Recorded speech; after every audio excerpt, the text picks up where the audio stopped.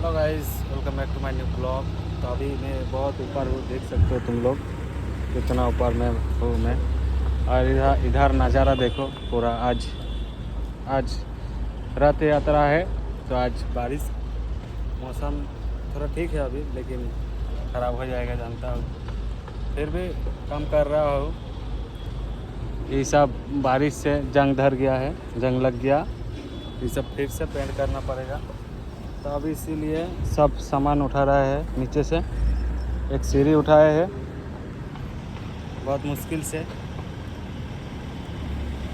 और एक ये रस्सी बांध दे रहा है और हम रस्सी खींच रहे हैं।